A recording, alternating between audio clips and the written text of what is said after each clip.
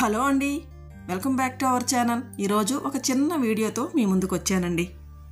ఈరోజు వీడియోలో మన పిల్లలు ఆయుర ఆరోగ్యాలతో ఉండాలన్నా, దీర్ఘాయుష్తో ఉండాలన్నా ఈ వ్రత కథ తప్పకుండా వినాల్సిందేనండి. అలాంటి పోలేరమ్మ వ్రత కథను ఈరోజు చెప్పబోతున్నానండి వీడియోలో. రేపు శనివారం పొలాల అమావాస్య. ఈ పొలాల అమావాస్యకి చాలామంది పోలేరమ్మను పూజ చేసుకుంటారు.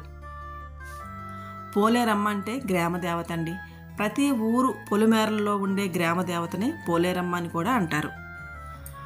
అమ్మవారిని ఈరోజు కనుక పూజ చేసుకుంటే మన పిల్లలకి అపమృత్యు దోషాలన్నీ పోతాయి.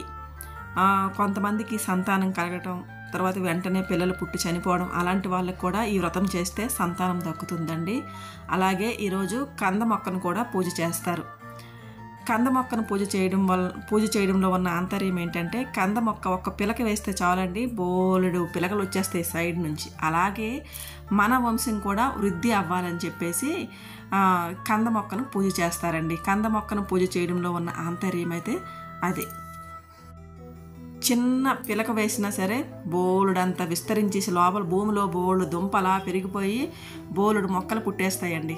ఇది మన వంశ అభివృద్ధికి సంకేతం అన్నమాట. ఇలాగే మన వంశం అభివృద్ధి చెందాలని చెప్పేసి కంద మొక్కను పూజ చేస్తాం. మన హిందూ ధర్మశాస్త్ర ప్రకారం ప్రతి వ్రతానికి నోముకి ఒక కథ ఉంటుంది. నియమనిష్టలతో భక్తి శ్రద్ధలతో వ్రతం పూర్తి చేసుకున్న తర్వాత వ్రత కథను చదువుకొని అక్షింతలు వేసుకుంటేనే వ్రతము పరిపూర్ణమై వ్రతం యొక్క ఫలం దక్కుతుందని చెప్తారు. అలాగే పొలాల అమావాస్య పూజ చేసుకున్న తర్వాత వ్రత కథను తప్పకుండా చదువుకోవాలండి. పొలాల అమావాస్య కథ. పూర్వము ఒక గ్రామంలో బ్రాహ్మణ దంపతులు నివసిస్తూ ఉండేవాళ్ళు. వాళ్ళకి 7 కుమారులు ఉన్నారు. యుక్త వయస్సు రాగానే వాళ్ళందరికీ పెళ్ళిళ్ళు చేశారు. వారికి సంతానం కూడా కలిగింది. అయితే అదే ఊర్లో విడివిడిగా కాపురాలు పెట్టుకున్నారు. తమ సంతానం బాగా ఉండాలంటే పోలాంబ అమ్మవారిని శ్రావణ మాసంలో అమావాస్య నాడు పూజిస్తూ వ్రతం చేయాలని విన్న ఆ 7 మంది శ్రావణ మాసం కోసం ఎదురు చూశారు. శ్రావణ మాసం రానే వచ్చింది. అనేక వ్రతాలు ఆచరించారు. ఆ మాసంలోని చివరి రోజు అయిన అమావాస్య నాడు పోలాంబ వ్రతం ఆచరించడానికి ఏర్పాట్లు చేసుకున్నారు. అయితే వ్రతం రోజు ఉదయాన్నే 7వ కోడలి కుమారుడు మరణించాడు. అందువల్ల వ్రతము చేయలేకపోయారు. ఆ తరువాత మళ్ళీ ఆ మరుసటి సంవత్సరం వ్రతం చేసుకునేందుకు ప్రయత్నం చేశారు. కానీ మళ్ళీ ఆ సంవత్సరం కూడా 7వ కోడలి మరో బిడ్డ మరణించింది. దీనితో వ్రతము ఆ సంవత్సరం కూడా చేయలేకపోయారు.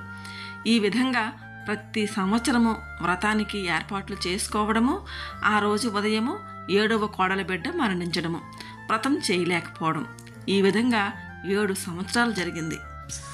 మిగతా 6 మంది కోడళ్ళు 7వ కోడల వల్లే వ్రతం చెడిపోతుంది అంటూ తిట్టుకున్నారు.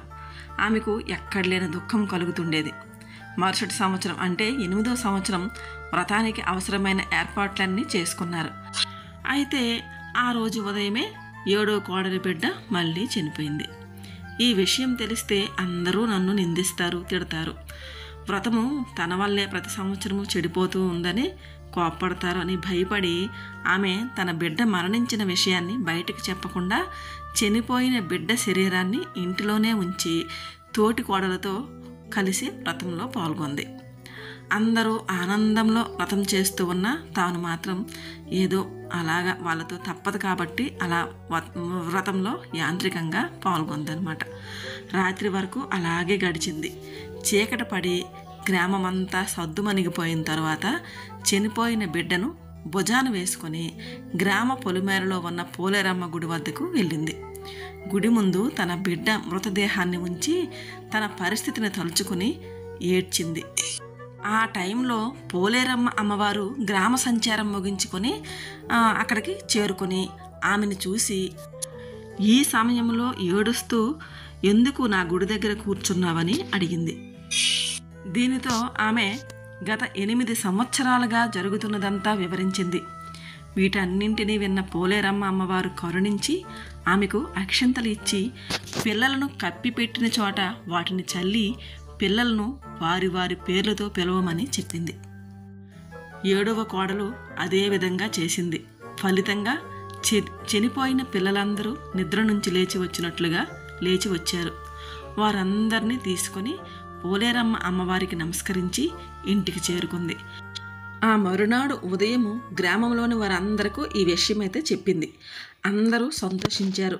అంతేకాకుండా అప్పటి నుంచి అందరూ ప్రతి సంవత్సరం కూడా ఈ వ్రతం చేయడం ప్రారంభించారు. ఈ వ్రత కథను వినడం వలన సంతానం లేని వారికి సంతానం కలుగుతుంది. ఆ సంతానానికి అపమృత్యు భయం తొలగిపోయి ఆయుర ఆరోగ్యాలతో వర్ధిల్లుతారు అని చెప్తుంది శాస్త్రం.